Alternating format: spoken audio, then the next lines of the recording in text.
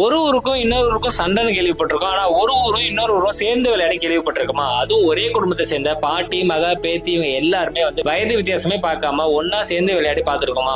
இது எல்லாமே ஒரே இடத்துல மட்டும் தாங்க சாத்தியம். ஈஷா கிராமோற்சவம் தமிழ்நாட்டிலேயே இந்தியாவில மட்டும் கிராமங்களை மையமா வச்சுட்டு விளையாட்டு போட்டிகள் நடத்திட்டு இருக்காங்க. விளையாட்டுங்கிறது வீரர்களுக்கு மட்டும் இல்ல, அது அன்றாட கூலி வேலைக்கு போறவங்க, விவசாய வேலைக்கு போயிட்டு வருங்க, கிராம மக்கள், எளிய எல்லா மக்களுக்குமே ஒரு விளையாட்டுங்கிறது ஒரு அங்கமா இருக்கும்னு நினைக்கிறேன். ஈஷா யோகா சத்குரு அவர்கள் கடந்த 2004ஆம் ஆண்டு தொடங்கி வச்சுதான் இந்த ஈஷா கிராமோற்சவம் விளையாட்டு போட்டிகள். இவங்களை விளையாட வச்சு அவங்களுக்கு தேவையான விளையாட்டு உபகரணங்கள், விளையாட்டுக்கான மைதானம், இந்த எல்லாத்தையுமே பார்த்து செஞ்சு கொடுத்து இந்த கிராமோற்சவ மேட்ச்ல விளையாட வைக்கிறாங்க.